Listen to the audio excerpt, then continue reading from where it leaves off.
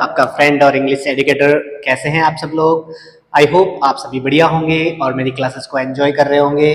दोस्तों, हम बात कर रहे थे एडजेक्टिव की। एडजेक्टिव के 8 पार्ट्स हमने ऑलरेडी डिस्कस कर लिए हैं। एडजेक्टिव ऑफ क्वांटिटी की हम बात कर रहे थे। क्वांटिटी का मतलब होता है मात्रा। जो एडजेक्टिव किसी नाउन की मात्रा को बताता है वो एडजेक्टिव ऑफ क्वांटिटी कहलाता है। तो चलिए आज एक और एडजेक्टिव की बात करते हैं जिसका नाम है लेस। लेस का मतलब होता है कम। जैसे आपने सुना होगा लिटिल, लेस और लीस्ट। इसका मतलब थोड़ा, कम और कम, है ना। तो ये सबसे सुपरलेटिव मात्रा को बताता है, कंपैरिजन को बताता है। यस, तो लेस का मतलब क्या होता है? कम होता है। ये किसको बताता है? कंपैरिजन को बताता है। कंपैरिजन का मतलब होता है तुलना करना। यस, जैसे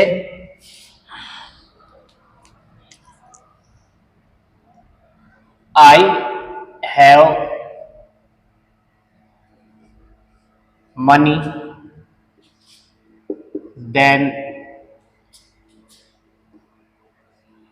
यू।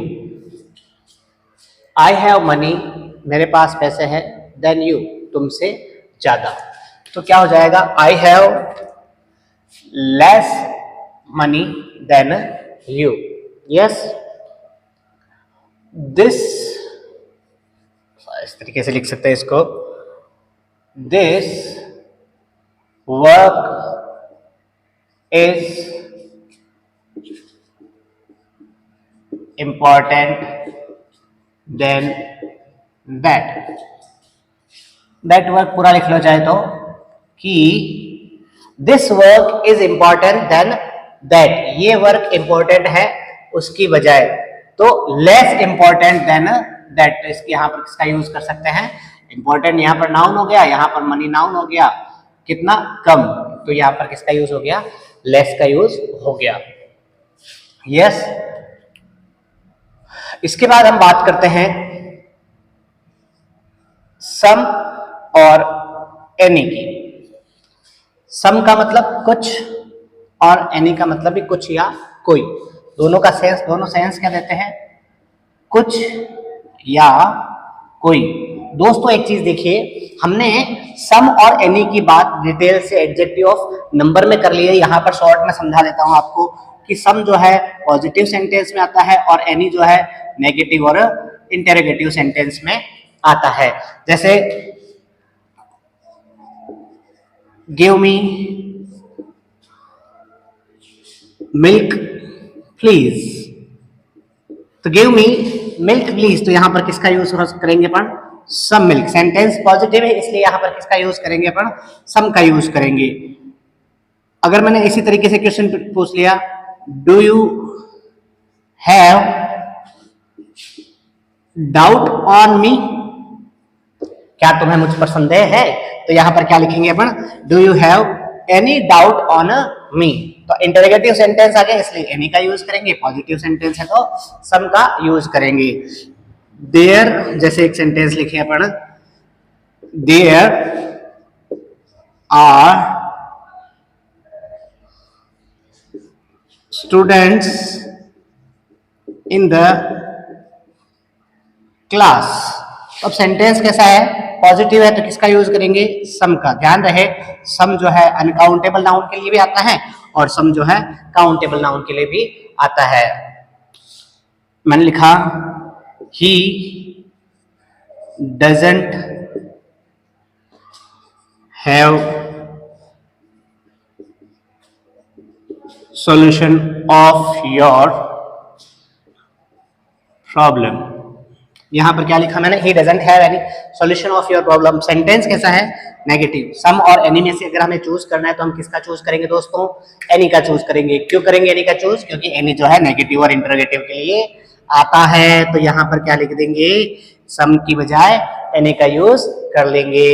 चलो बात समझ में आई क्या? लेस यानी थोड़ा या कम, और सम का मतलब कुछ या कोई सब सेंस में आता है। सम और एनी की हमने डिटेल से बात कर ली है एडजेक्टिव ऑफ नंबर में, आप वहां जाकर इनको डिटेल से समझ सकते हैं। चलिए आगे बात करते हैं मच, मोर और मोस्ट की। मच, मोर, मोस्ट। मच का मतलब होता है ज्यादा, मोर का मतलब होता है और ज्यादा, और मोस्ट का मतलब होता है सबसे ज्यादा। अब बात को समझिए कि ये पॉजिटिव को बताता है, ये कंपैरेटिव को बताता है। कंपैरेटिव का मतलब होता है तुलना, तुलना दो या दो से अधिक। और ये बताता है मोस्ट जो है सुपरलेटिव डिग्री को बताता है। किसको बताता है? सुपरलेटिव यानी सबसे ज्यादा। यस, एग्जाम्पल से बात करते हैं। जैसे सेंटेंस लिखा, I have pain in my leg. I have pain in my leg. तो अब यहां पर मच, मोर और मोस्ट की बात करें तो मोर तो आता है कंपैरेटिव के लिए, तुलना के लिए, तो मोर का यूज यहाँ कर नहीं सकते, यहाँ पर दो चीजों में तुलना नहीं हो रही है। सुपरलेटिव भी नहीं कर सकते क्योंकि सबसे ज्यादा पेन की बात भी नहीं कर रहे हैं। तो यहाँ पर क्या आ जाएगा? मच आ जाएगा। I have much pain in my leg. ध्यान रखिए मोर भी आता है, ये मोर जो है ये पॉजिटिव, मच और मोर जो, सॉरी मोर नहीं, मैनी भी आता है। मैनी का मतलब भी ज्यादा या बहुत ज्यादा होता है। अब मैनी का सुपरलेटिव जो होता है, कंपैरेटिव जो होता है मोर होता है और सुपरलेटिव मोस्ट होता है। मच का भी कंपैरेटिव मोर होता है और सुपरलेटिव मोस्ट होता है। यहाँ पर जो मच है ये मात्रा को बताता है, यस, और मैनी जो है ये संख्या को बताता है। मैनी को हमने नंबर में डिस्कस कर लिया है। चलिए और बात करते हैं कुछ एग्जांपल्स की।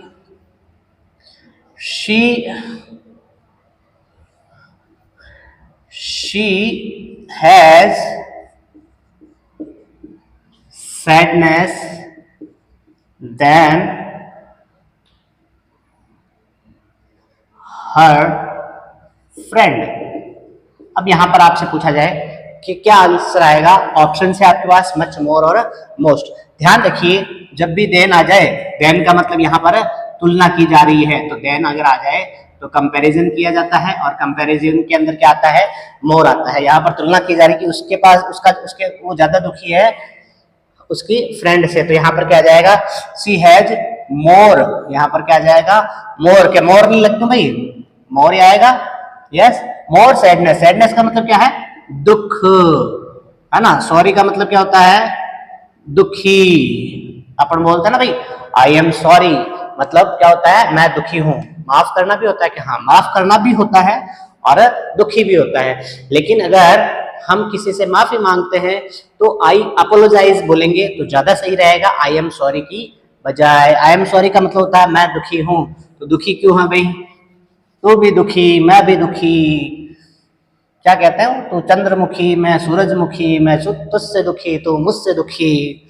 चल आजा सुसाइड कर लेते हैं, तू भी सुखी और मैं भी सुखी। चलिए और एग्जाम्पल की बात करते हैं, अपन तो सुखी हो जाते हैं सेंटेंस देख के ही, है ना। She wanted milk than her sister। तो क्या आ जाएगा? कंपैरिजन है, देन आया तो क्या आ जाएगा? मोर आ जाएगा। तुलना की बात कर रहे हैं, है ना। अगर ये पूछूं जैसे राहुल हैज मनी, तो अब यहां पर क्या आएगा? मनी आएगा या मोर आएगा या मच आएगा? तो सिंपली बात समझिए कि अगर मोर आता तो तुलना होती, तुलना यहाँ हो नहीं रही है ना। मोस्ट आ नहीं सकता, सुपरलेटिव को बताता नहीं है ये। और अब बचा क्या? मच और मैनी। मैनी आ सकता है क्या? मनी को काउंट कर सकते हैं क्या दोस्तों? मनी को काउंट नहीं कर सकते, मनी अनकाउंटेबल होता है। सर बचपन से तो काउंट करते आ रहे हैं। मनी का मतलब होता है धन, मतलब इसके अंदर रुपीज को काउंट कर सकते हैं। रुपीज करेंसी होती है, मनी किसी देश की करेंसी नहीं होती है, इसलिए मनी को काउंट नहीं कर सकते। जब इसको काउंट नहीं कर सकते तो इसके पास साथ एडजेक्टिव कैसा आएगा? अनकाउंटेबल आएगा तो किस क्या आएगा आंसर इसका, मच आंसर आ जाएगा। क्या आ जाएगा दोस्तों, मच, मगरमच्छ, Rahul has much money.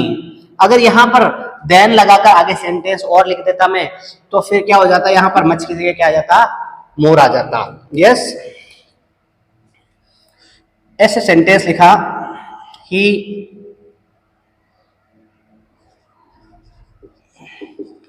requires some marks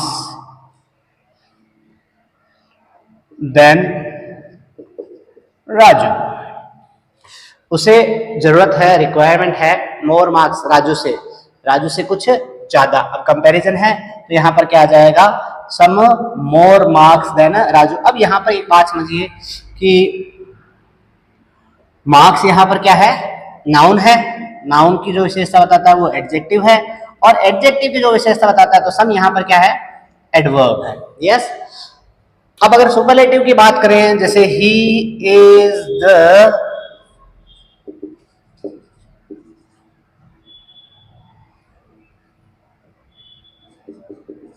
intelligent student of the class, वह विद्यार्थी का, मच इंटेलिजेंट स्टूडेंट या मोस्ट इंटेलिजेंट स्टूडेंट, सुपरलेटिव के साथ क्या आता है, द आता है, इसलिए यहां पर क्या आ जाएगा, most intelligent student of the class. तो यहां पर ये सुपरलेटिव डिग्री का यूज हो रहा है ना।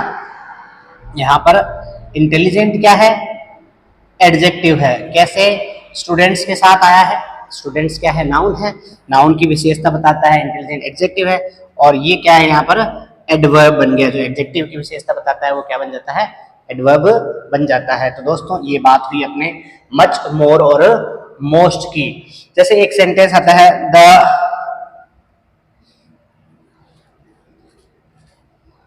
The more you study the more you learn।